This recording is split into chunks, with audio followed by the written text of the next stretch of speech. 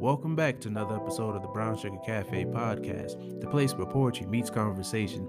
I'm your host, Terrence P. Elmore, and before we get into today's topic, make sure you hit that plus sign so you don't miss an episode. Also, please subscribe to my blog, thebrownssugarcafe.blog, and if you find any value in this episode or any other episodes, make sure you leave a heartfelt review. So with that being said, let's get to it.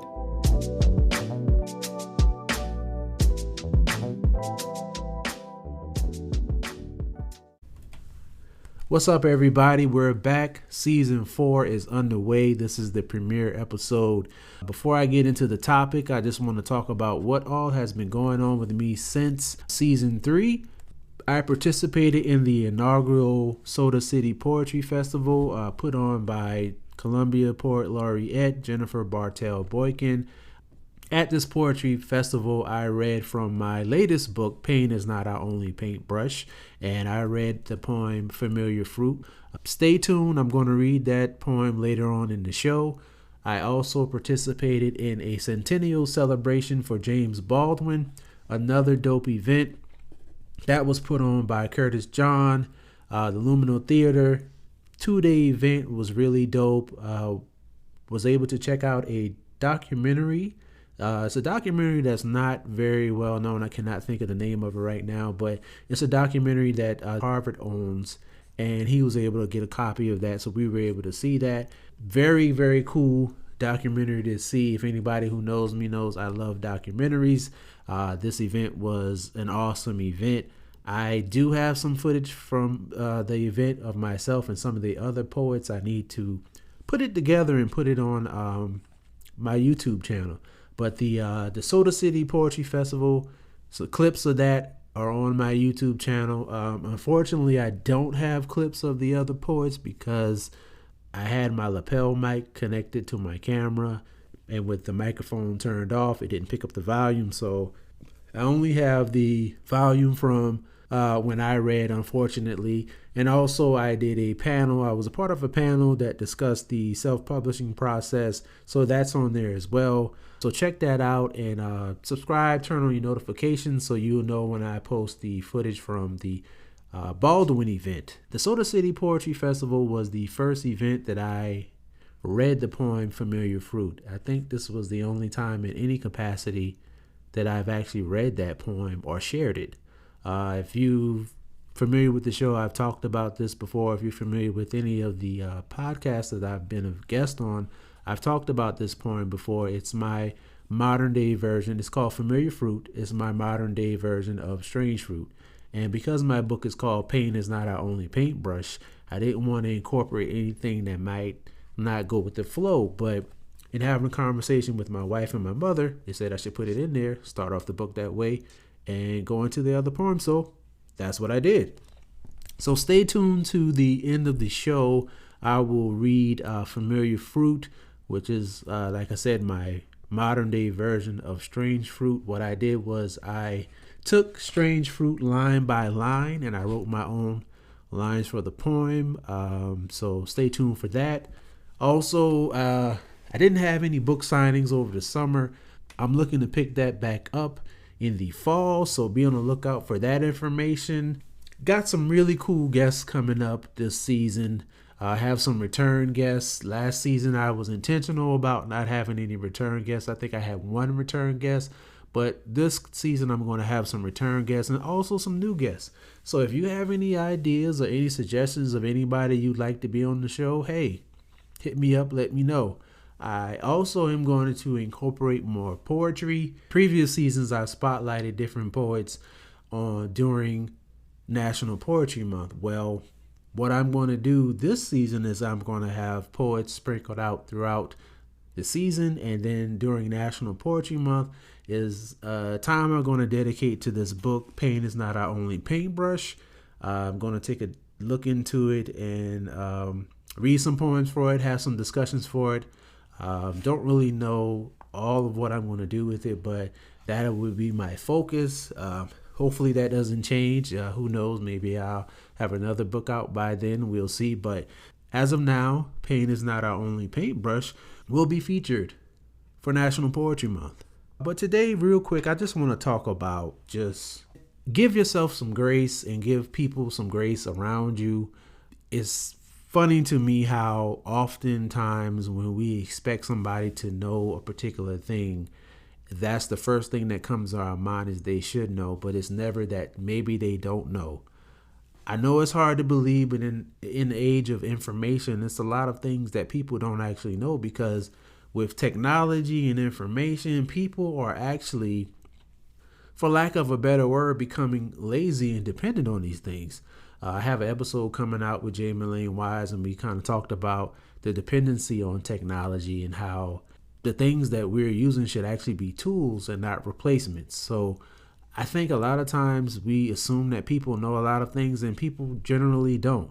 Common sense is something that gets thrown around a lot, but in order for common sense to be common sense, there has to be a common level of understanding. And are we really taking the time to make sure that these people really understand certain things? Just because it's simple or easy to you, or it's something that you comprehend very well, doesn't mean that other people are able to comprehend those things. And it's also about life experiences and things that people have encountered. It's a lot of people that had sheltered lives. It's a lot of people that just had one track mind, was only exposed to one thing, so they only have one way of thinking. And here it is, you might have a lot of exposure. You might have done a lot of traveling. You might have gone a lot of places. You might have read a lot of books. You might have seen a lot of things. And then you're having a conversation with somebody who hasn't even left the city that they were born in, and expect them to have the same understanding as you have. So we have to allow those people some grace. And let's be willing to help people understand things that may be so easy to us but difficult to them. Have some patience. Give people some grace and have some patience. Have the patience to, if they're willing to learn and understand, have some patience to show them. Have some patience to explain things to people. I know sometimes, and I'm guilty of this myself, you're moving fast, you're trying to get things done, and you really don't want to slow down to actually explain something to somebody. You just rather do it yourself. But sometimes take that pause. Is stopping a few minutes to help somebody understand really going to take a lot away from us? You'd be surprised a lot of times when you take the time to explain something to somebody, you actually help yourself. You actually learn some things about yourself, about that person, or even about the process. I've had this happen to me a couple of times. It was something that I did a certain kind of way, and while I'm explaining it, I'm like, there's actually a better way to do this. So let's try it like this. And then that became my new way of doing things. Sometimes we get so stuck on routine, and this is the way we did it, and this is the way it's supposed to be done, but be willing to hear somebody else out about another way to do it. At least try it. At least let them show you. And if you see that it's not actually better than the way you were doing it, then fine, but at least you were open to trying. At least you were opening to hearing the other person's point of view. I think a lot of times we're so bent on being right that we're afraid of being wrong. And I'm a person personally, I like to hear another way to do things. And I know society has kind of put us in the mindset of if somebody's questioning something we're doing, then they're automatically saying that it's wrong. That's not the case with me. Like if I'm doing something and then you're telling me, another way to do it, and I'm asking a bunch of questions, I'm not challenging that to say it's wrong. I'm like, okay, so please help me understand if there's a better way to do this. I think a lot of times we get in our way, and we get in the way of helping other people because of preconceived thoughts or because we take things too personally. So that's another thing. Don't take things so personal when you're having conversations. There are a lot of misunderstandings that happen in conversations because people's understandings are different. People's upbringings are different. People's experiences are different. Because someone has a different experience than you, they may see things different. But what it's going to take is for us to be able to communicate with each other, allow each other some grace, have some patience, and be willing to listen and understand. I just want us to take the time to, when we're talking to people, really get to know them. When we're asking somebody how they're doing, let's be sincere about it and intentional. When you ask somebody how they're doing, I want you to ask them how they're doing and mean it. Hey, how are you? Are you really okay? And if not, let's talk about it. Let's also be intentional about things like that. And if somebody asks us how we're doing and we're not doing okay, be real about it. Hey, I'm not doing okay. You may not have time to talk about it right now, but maybe later on, we can circle back up and we can talk about it. Or maybe you don't have the words right then. Hey, I'm not doing okay. I don't really have the words to express how I'm doing, or I really don't feel like talking about it. But if you could be available for me at another time, then I'll be able to talk to you about it. Have those type of conversations. We need to be more intentional about checking on our friends and family, and not the people that we check on all the time, the people that we forget about, the people who are always checking on us that we haven't heard from like we used to. Let's check on those people, because believe it or not, they could be going through some things, and you very well may be that person that can help them get out of it. So check on your people, man. Check on the people that you haven't talked to in a while. Maybe you had a strained relationship that was all over a misunderstanding. You haven't talked to them in a while. Maybe this is the time to reach out and talk to them. Maybe this is a time to bury the hatch. This is the time to reconcile some things and have an honest conversation, because a lot of times we fall out with people because of misunderstandings, because it's miscommunication and misinformation. One person is seeing it one way, the other person is seeing it another way, and how things really went was probably a totally different way, but nobody's having a conversation about it. And I think that people are comfortable with misunderstanding other people, or misunderstanding certain situations, or actually having their own preconceived thoughts about somebody, because it's easier that way, because they won't have to face what they did in that situation. They don't have to come to terms with their mistakes. They don't have to come to terms with the things that they did wrong. So I thought about that the other day. It's like, it's so easy for people to have a misconceived thought about somebody and just be cool with it and just let it go, because if they actually had a conversation with that person, they would have to actually turn the mirror around and look at themselves and see what they did or didn't do, and what played a part in that fallout or that misunderstanding. So let's just try to have more patience with people. Let's have more grace. And before I go, have more grace with ourselves. We're going to mess up. Nobody's perfect. And that's okay. But you can't beat yourself up about it. You can't beat yourself up about not getting things right, not messing up. What you can do is you can try to devise a plan. And if you have community, reach out to your community and see what you can do better. Or if you don't have community. Find people that you can pour into, people that can pour into you, people that can help you, people who can look at what you're doing from an outside perspective and actually tell you what you're doing wrong, what you're doing right, and that can help you do things better.